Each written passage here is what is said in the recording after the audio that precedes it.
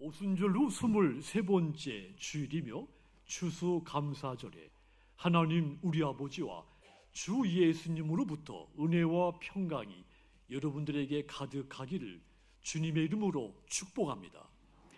조선시대 고전 소설 가운데 구운몽이라고 있습니다. 주인공이 꿈속에서 말이죠, 인생의 절정, 최고의 부귀영화를 누립니다. 아름다운 여인과 결혼을 하고 사람들로부터 존경을 받습니다. 그가 바라는 것이 다 이루어졌죠. 그런데 그 모든 성취 그 절정 순간에 갑자기 꿈에서 깹니다. 그리고는 이 모든 것이 꿈이었구나, 이것을 깨닫는다는 이야기죠. 아무리 누리고 쌓고 이루었다 해도 결국은 꿈처럼 사라지는 것이 인생이라는 이야기죠. 성경도 우리에게 말하고 있습니다. 잠언 23장 4절 5절 보시면, 부자 되기에 애쓰지 말고 네 사사로운 지혜를 버릴지어다. 네가 어찌 허무한 것에 주목하겠느냐. 정령이 재물은 스스로 날개를 내어 하늘을 나는 독수리처럼 날아가리라 그랬습니다. 우리가 인간이 붙잡으려고 하는 모든 것들, 실은 새처럼 날아가 버리고 말 것들이다, 이런 뜻입니다. 그래서 우리는 이 추수감사절에 내가 무엇을 중요하게 여기고 무엇을 붙잡고 살아왔는지 뒤를 돌아보아야 됩니다. 내 삶에서 진짜 중요한 것이 무엇일까? 내가 정녕 붙잡아야 할 것이 무엇인가? 나 스스로에게 질문을 던져야 되겠습니다. 그렇다면 여러분, 하나님께 감사하는 사람, 이 추수감사절의 절기, 하나님께 감사하는 사람은 무엇을 중요하게 여기며 무엇을 붙잡고 살아가는 사람들입니까?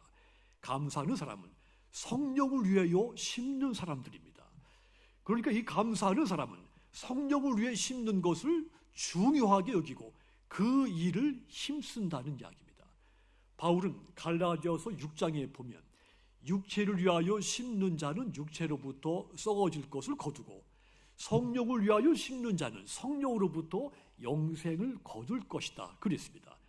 육체를 위해서 심는 자, 성령을 위해서 심는 자, 두 종류의 사람이 있다고 비유를 한 겁니다. 육체를 위하여 심는 사람의 특징은 자기 자랑하는 사람입니다. 자신의 기도, 자신의 전도, 자기의 봉사, 또 자기가 할례 받은 것, 이런 것들을 자랑거리로 삼죠. 그것을 신학적인 말로 자기의라고 말합니다. 그런데 바울은 사람이 자기의에 빠져서 자랑을 일삼는 것은 스스로 속이는 것이라고 했습니다. 결국은 육체로부터 썩어질 것을 거두게 된다고 했습니다. 그래서 바울이 대안을 제시했습니다. 성령을 위해서 심는 자가 되라는 것입니다. 성령을 위해서 심는다는 것, 내 삶을 성령께 맡기라는 말입니다. 성령이 내 마음 텃밭에 뿌려주신 대로 그 성령의 열매가 내 삶에서 자라게 성령을 의지하라는 말입니다. 그렇다면 우리가 지난 한 해 동안 무엇을 심고 거두었을까요? 오늘 어떤 열매를 하나님께 보여드릴 수 있을까요? 여러분들은 성령을 위해서 심고 영생의 열매를 거두신 사람들입니다. 이후로도 변함이 없이 성령을 위하여 심는 사람들이 다 되시기를 간절히 주님의 이름으로 권고드립니다.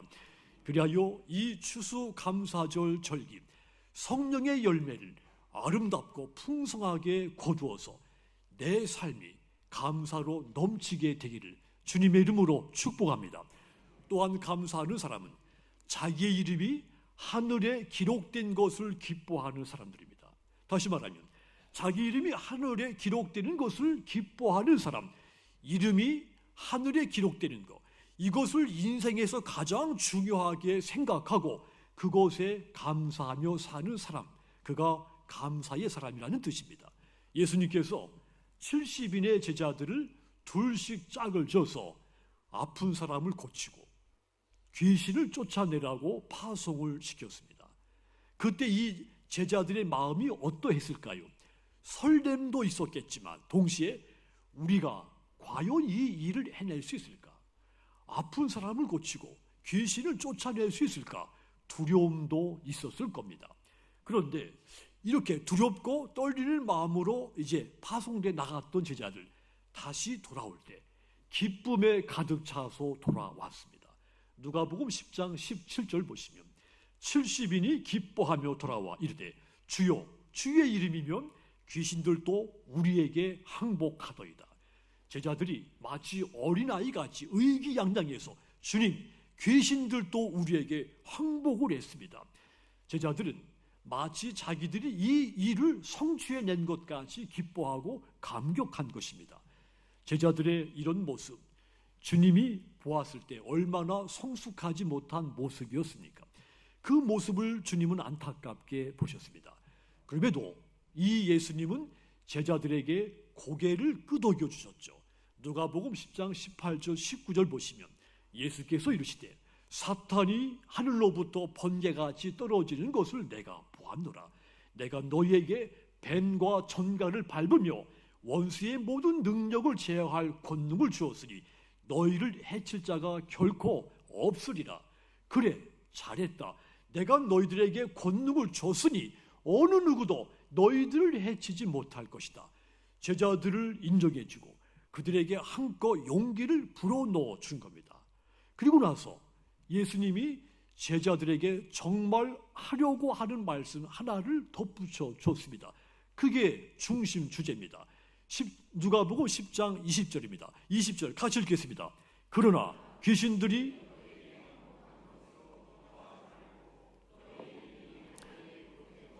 기뻐하라 하시니라. 아멘.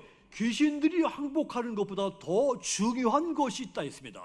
너희가 내 이름으로 귀신을 쫓아내고 많은 사람을 고통에서 건져낸 것도 훌륭한 일이지만 더 중요한 것이 있다. 무엇이 더 중요하다는 겁니까? 너희 이름이 하늘에 기록된 것이라고 했습니다. 이것이 너희들의 기쁨이라고 했습니다. 여러분, 너희 이름이 하늘에 기록되어 있다는 것, 너희 이름이 하나님의 마음에 새겨졌다는 뜻입니다. 그렇습니다. 이것이 우리의 기쁨입니다. 이것이 제자들의 기쁨이 되어야 한다는 뜻입니다. 그래서 우리가 범사에 기뻐해야 할 것, 내가 뭔가 성취해낸 결과, 성과, 그런 것이 기쁨이 돼서는 안 된다는 말입니다. 내 이름이 하늘에 새겨진 것, 이것을 기뻐해야 하는 겁니다. 그런데 사람들은 자신이 가장 기뻐해야 할 것이 무엇인지 모른 채 살 때가 많죠. 호텔 마다가스카르라는 책에 보면 지은이가 이런 편지글에 이런 말을 썼습니다. 가장 행복한 순간에 시간을 멈출 능력을 신에게서 부여받은 남자가 있었는데 그는 언제 시간을 멈출지 정해지를 못해서 그냥 늙어 죽었다. 이런 말입니다. 모든 사람은 행복한 시간이 지속되기를 바라죠. 그래서 만약 행복한 시간을 멈출 능력이 있다면 가장 행복한 시간이 언제일까 생각하게 될 것입니다. 그런데 이 남자 언제가 가장 행복한 시간인가를 알 수가 없어서 멈춰야 할 시간이 언제인지는 몰라서 그만 늙어 죽고 말았다는 이야기죠. 그렇다면 여러분은 어떻습니까? 지난 삶 속에서 시간을 멈추고 싶을 만큼 황홀하고 행복한 순간이 언제입니까? 예수님은 그런 우리에게 말씀하신 겁니다. 너희 이름이 하늘에 기록된 것으로 기뻐하라. 너희가 성공한 기쁨보다 더 큰 기쁨 너희 안에 내가 이미 주었다는 말입니다. 그렇습니다. 하늘에 우리의 이름이 기록된 그 순간 바로 우리가 시간을 멈추고 싶을 만큼 황홀하고 기쁘고 행복한 순간인 겁니다. 그런데 여러분, 우린 그 사실을 쉽게 잊죠. 그리고는 자꾸 내가 처해 있는 현실을 보면서 끊임없이 흔들립니다. 일이 잘 될 때는 기뻐하고 잘 안 되면 그 기쁨이 소멸되고 몸이 아프면 낙심하고 건강하며 희망차 있고 다른 사람이 나를 인정해주면 감사가. 그런데 반대로 타인이 나를 비판하면 원망스럽습니다.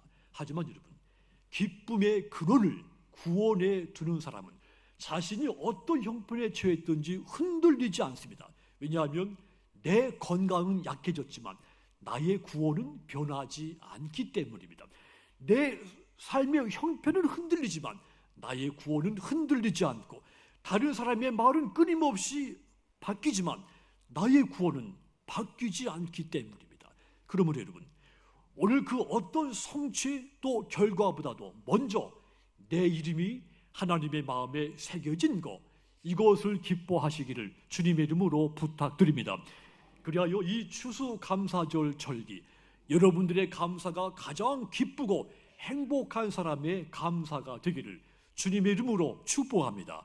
또한 감사하는 사람, 십자가를 자랑하고 증거하는 사람입니다. 우리에게 가장 중요하게 생각해야 할 것, 십자가에서 베풀어 주신 구원의 은혜, 이것을 감사하는 것을 가장 중요하게 여겨야 되는 겁니다. 바울에게 자랑, 예수님의 십자가였습니다.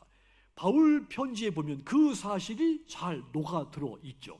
갈라디아서 6장 14절 보시면, 그러나 내게는 우리 주 예수 그리스도의 십자가 위에 결코 자랑할 것이 없으니 그리스도로 말미암아 세상이 나를 대하여 십자가에 못 박히고 내가 또한 세상에 대하여 그러하니라. 예수님의 십자가 말고는 내게 자랑할 것이 아무것도 없다 했습니다. 바울이 왜 십자가 위에 자랑할 것이 없었겠습니까? 그에게는 자랑할 것이 많았습니다. 혈통을 자랑할 수 있었고 많이 배운 것도 자랑할 수 있었습니다. 강대국의 시민인 것, 요즘 말로 말하면 선진국의 시민인 것도 자랑할 수 있었습니다. 그런데 그 안에 성령이 임재하고 난부터는 이 모든 것들이 나의 자랑거리가 되지 못한다 깨닫게 된 겁니다. 그래서 지금까지 자랑해 왔던 것들, 이 모든 것들 예수님을 얻기 위해 기꺼이 버릴 만큼 가치가 없다고 고백을 했죠. 빌립보서 3장 8절 보시면, 또한 모든 것을 해로 여김은 내 주 그리스도 예수를 아는 지식이 가장 고상하기 때문이라. 내가 그를 위하여 모든 것을 잃어버리고 배설물로 여김은 그리스도를 얻고 그랬습니다. 바울이 예수님을 만난 후부터 모든 것을 배설물로 여기고 오직 내게 자랑스러운 것, 예수님의 십자가라고 고백했습니다. 바울은 예수님의 십자가를 자랑하며 증거하며 감사하며 살았습니다. 오늘 구약의 말씀 시편 30편 11절 12절 보시면, 주께서 나의 슬픔이 변하여 내게 춤이 되게 하시고 나의 벼옷을 벗기고 기쁨으로 띄우셨나이다. 이는 잠잠하지 아니하시고 내 영광으로 주를 찬송하게 하심이니 여호와 나의 하나님이시여 내가 주께 영원히 감사하리다. 이 시편은 다윗이 구원의 은혜를 체험한 후에 슬픔을 기쁨으로 바꾸시는 그 하나님께 감사의 노래를 부른 겁니다. 자신에게 임한 하나님의 구원의 은혜를 시로 증거를 한 겁니다. 그렇다면 여러분의 감사는 무엇입니까? 예수님께서 십자가에서 베푸신 구원의 은혜 맛보셨습니까? 그렇다면 이 추수감사절의 계절, 우리의 구원을 베푸신 그 십자가를 자랑하며 증거하시는 여러분들 다 되시기를 주님의 이름으로 축복합니다. 사랑하는 성도 여러분, 오늘 우리가 받은 말씀은 감사하는 사람으로서 무엇을 중요하게 여겨야 되는지 깨우쳐주는 말씀입니다. 세상의 영광은 꿈처럼 사라지지만 성령으로 심은 것, 하늘에 기록된 이름, 십자가로 주신 구원의 은혜 영원히 남습니다. 그러므로 이 추수감사절을 맞이해서 슬픔을 춤이 되게 하시고 벼옷을 벗겨서 기쁨의 띠를 띄우신 하나님, 그 구원의 하나님께 감사하시기를 주님의 이름으로 권고드립니다. 그 은혜를 기억하시고 어떤 형편에서도 감사의 사람으로 살아가시는 저와 여러분 모두 되시기를 주님의 이름으로 축복합니다.